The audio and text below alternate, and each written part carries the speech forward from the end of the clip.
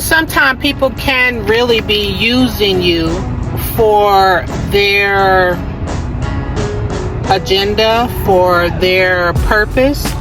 But then there can also be a flip side of that when there is a hard worker and you think that because it is a hard worker working to service their clients, their customers in a workplace environment, that's just their work ethic and how they are. So you think that, you try to pull them back and say, those people are using you. Don't do this and don't do that. There's many different ways to look at the situation where sometimes people just take one thing somebody do, one thing somebody say, and they can twist the narrative. They cannot understand what's really going on multiple sides of the spectrum.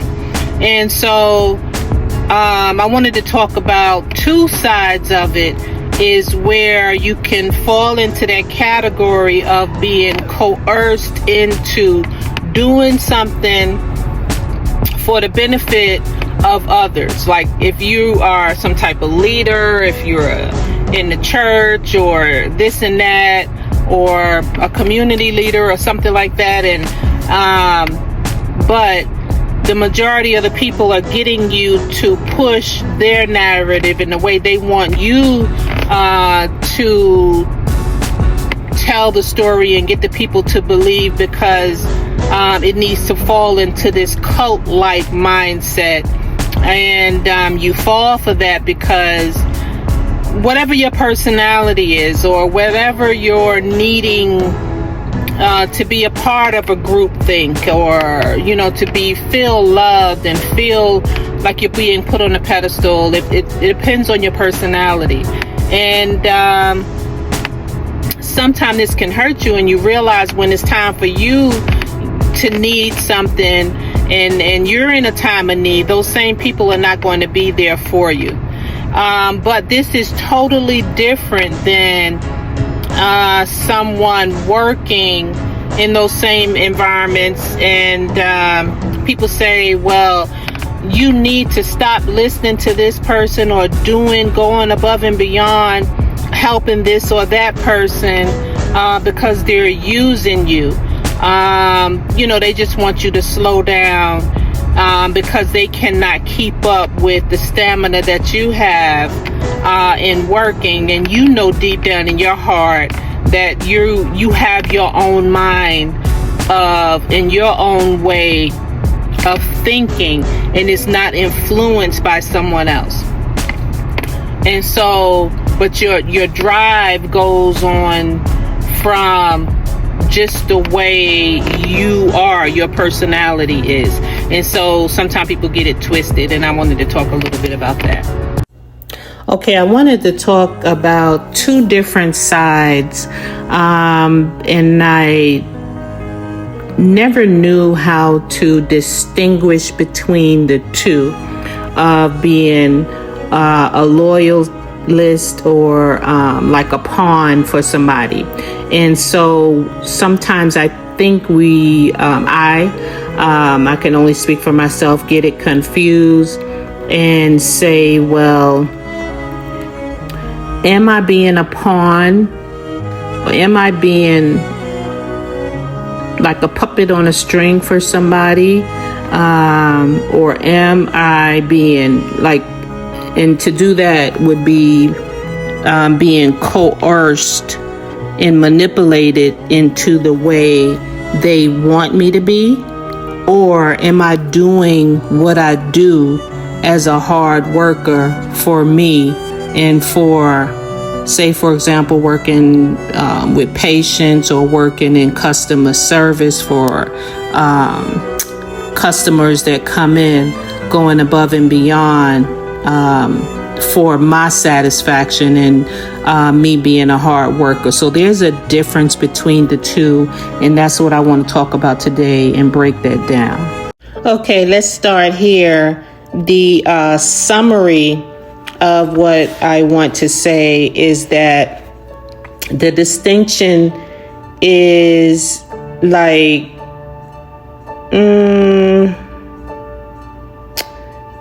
it's essential because frequent, meaningful, and autonomous helping promotes self-worth.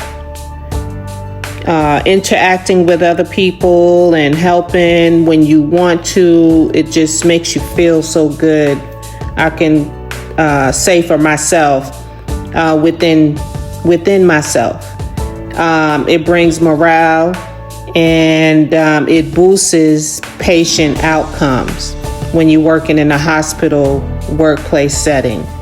While being coerced or unrewarded, overwork erodes both health and job satisfaction, so it tears you down.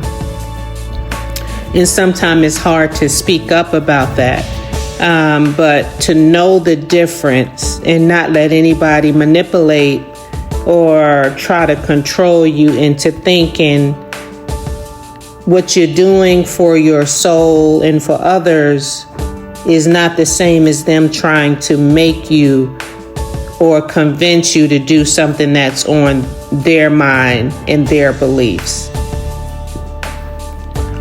The boundary lies in autonomy, motivation, recognition, and psychological ownership of the type of work that one does.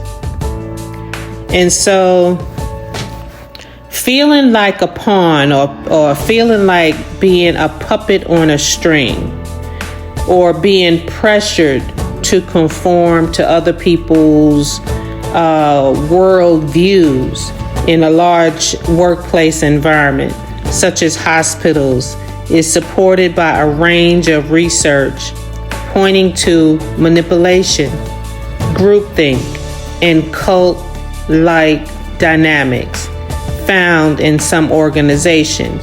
That's because if you it's hard. They say when you step into a workplace, you don't bring your home in there. But a lot of people, working around people and various different behaviors, that's not easy. We do bring our belief systems, the way we were brought up, the way we walk, the way we talk, the way we interact into the workplace. It's just not as obvious, or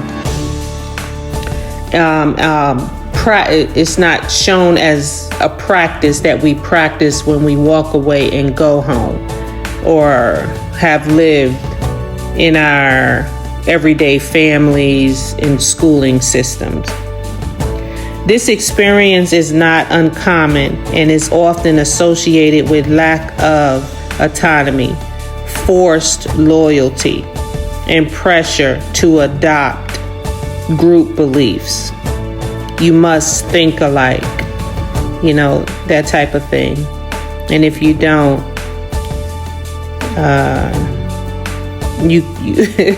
you'll be separated or talked about, or something's wrong with that one over there type deal. So here are some insights and examples from various research perspectives, as well as advice for maintaining individuality and avoiding these dynamics at work. Being treated like a pawn.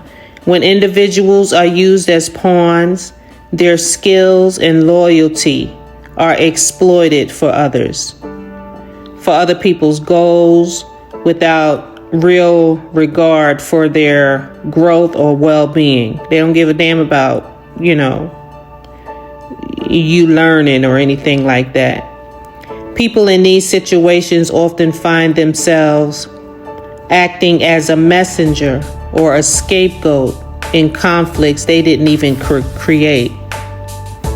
Receiving praise for loyalty or honesty, but lacking real support when facing difficult situations. Feeling pressure to speak or stand up for others instead of focusing on their own values. It says here in one study, employees felt like machines or robots with no influence or autonomy when treated as replaceable, you don't like this place, leave type deal, or pressured to abandon critical thinking. Who told you to think that way? Who told you to read that? Who told you to act like that? The loss of influence impacts self-worth and job satisfaction. Groupthink in cult-like work environments. Groupthink refers to the psychological phenomenon where disagreement or critical evaluation is suppressed to maintain harmony and loyalty in the group. In cult-like workplaces, these traits are amplified. Unquestioning loyalty, where challenging the dominant narrative leads to being ostracized. Emotional manipulation and mismanagement, stripping away personal autonomy. Isolating, or those who refuse to adopt the group's beliefs. If you refuse to think and do as they say, often leading to exclusion from key projects or support. You really got to know your shit if you are one of these type of people, so that you don't need these type of people. These workplaces often create environments where the only acceptable path is to mirror the group's way of thinking, even if it feels uncomfortable, unnatural, or unethical. So in the workplace, employees may feel pressured to adopt political, cultural, or even religious viewpoints to fit in, despite their personal differences. Social circles or families may punish, exclude, or criticize members who insist on thinking for themselves or rejecting shared beliefs. Romantic partners, they may demand loyalty or agreement with their worldview as proof of love, leveraging emotional consequences for non-compliance. Friends or communities may expect blind support or on issues leading to tension when independent thought emerges. So the psychological impact of being forced into these dynamics can be profound. Increased anxiety, depression, or loss of self-esteem from losing a sense of individuality. Resentment and burnout from feeling used or manipulated. Professional stagnation, if one's value is seen only as a pawn rather than as an independent thinker. How to resist and maintain individuality. Recognize manipulation. Recognize manipulation tactics. If someone expects blind loyalty or discourages questioning, this is a red flag. Things like this it doesn't happen overnight, but when you pay attention and notice it on an ongoing basis, it gets easier. Set clear boundaries. Politely but firmly decline to be the mouthpiece or shield for others. I've said that often, especially walking into a new environment. I'm not your slave. You do your own dirty work. Don't get me to do your dirty work. You got to know when to cut it and stop them in the fucking tracks. Do your own dirty fucking work. Set clear boundaries. Politely but firmly declare to mouthpiece or shield for others' agendas. You can ask, why me?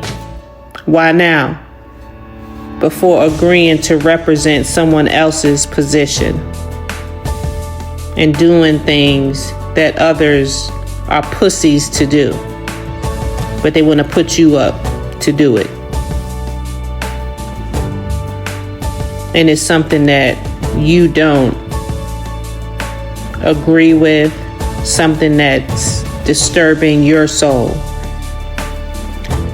Document inappropriate pressure or exclusion, particularly if it could impact employment or well-being, such as religious or ideological coercion. Practice self-reflection. Regularly assess whether actions and beliefs align with personal values, not just workplace expectations. If you agree, avoiding cult-like dynamics. Resist isolation. Find supportive people outside the immediate group or environment. Maintain access to diverse viewpoints and continue personal research before adopting new working beliefs. If things escalate or discrimination emerges, consult HR or support services with documentation describing the pressure or manipulation. That's bullshit right there.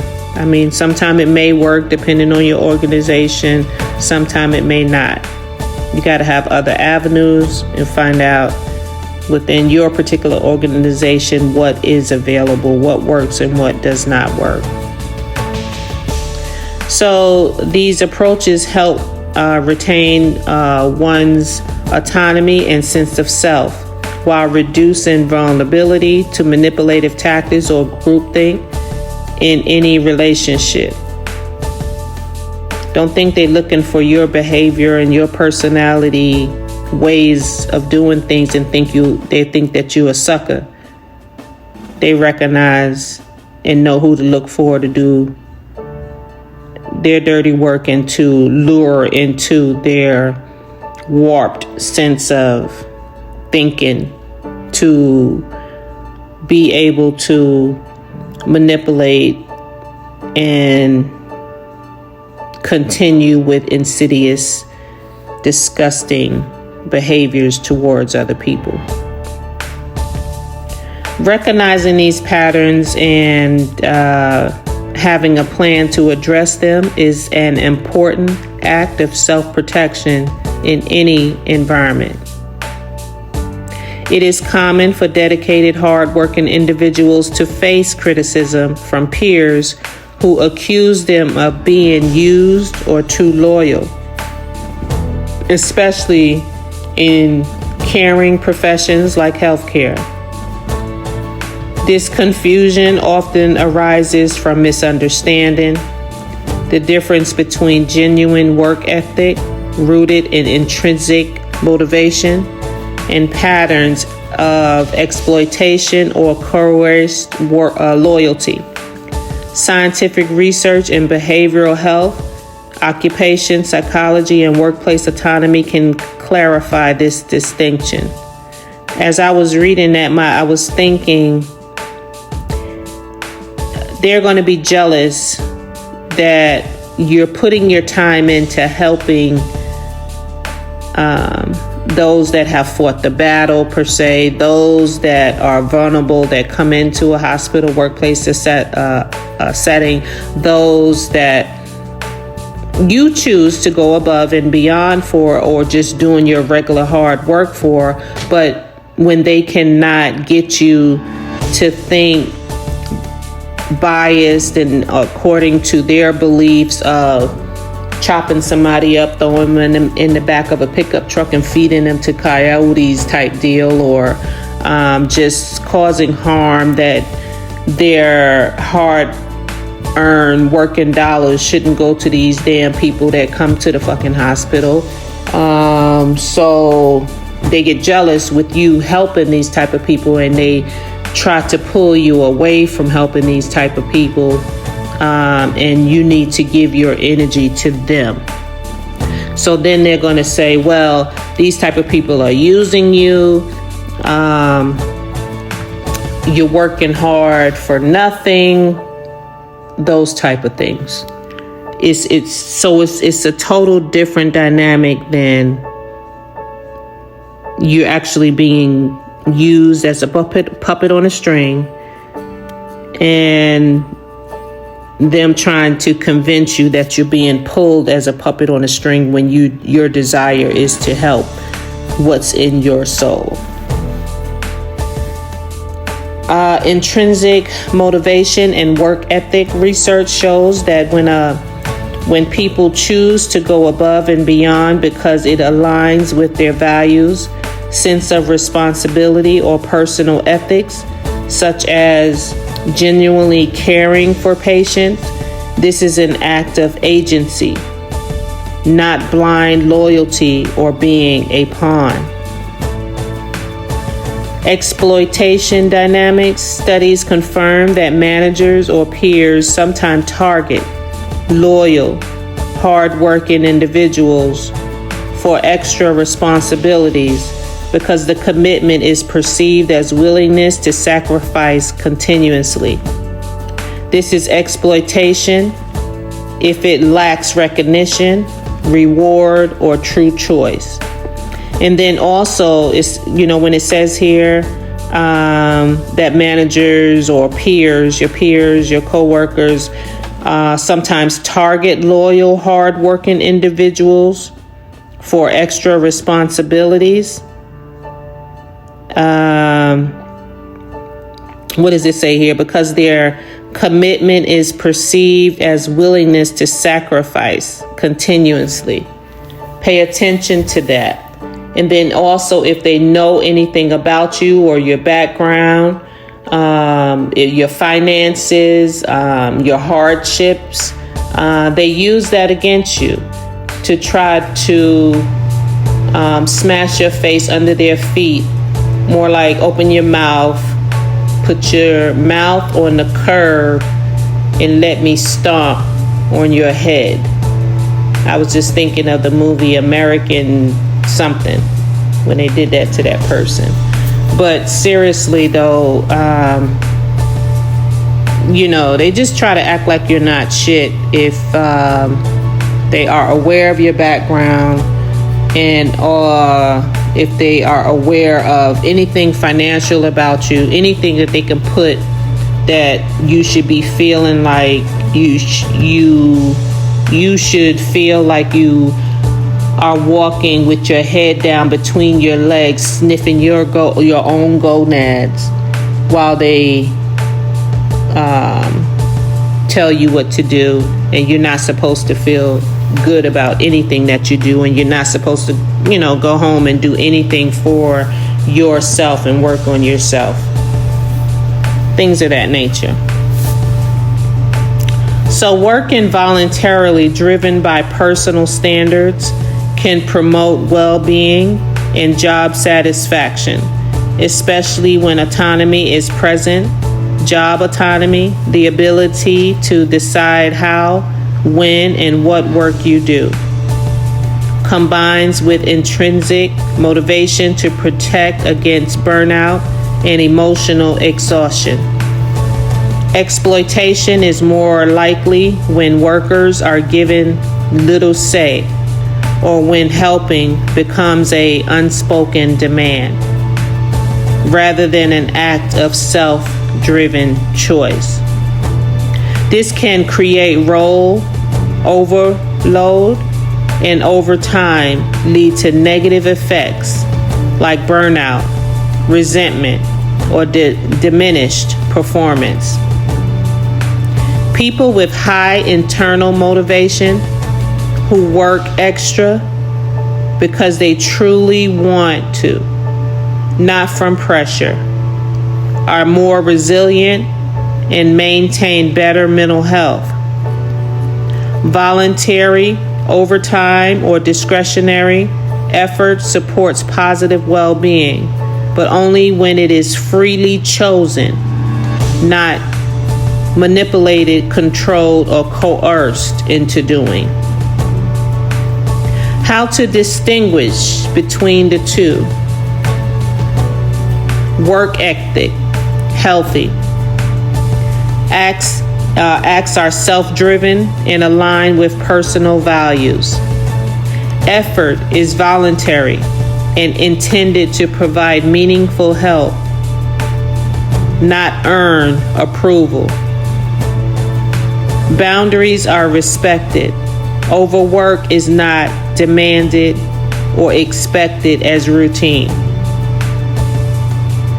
Autonomy and recognition are present. Being used is unhealthy. So work ethic is healthy. Being used is unhealthy. Not by somebody else's views of telling you you're being used, but when you are actually feeling and your gut instincts, that good old gut feeling says something ain't right. I feel like I'm being used. Not from the voices in your head or those that are trying to put thoughts in your head. It's something you feel when you know it's not right. When you feel and get an inclination that you're being used, that is unhealthy. Extra work or loyalty is expected, not requested. Helping is disproportionate and unacknowledged, unrecognized, I don't give a damn about your ass. Request, disregard boundaries or personal needs. There is a pattern of being assigned the hardest or most undesirable task without fair balance or support. I'll add without proper training, without good communication, all that bullshit. Workplace manipulation, the reverse tactic.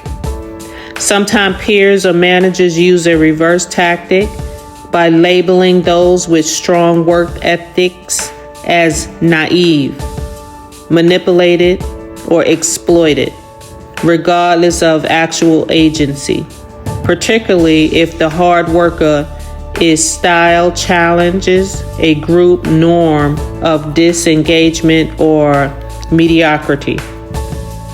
This can be a social defense mechanism.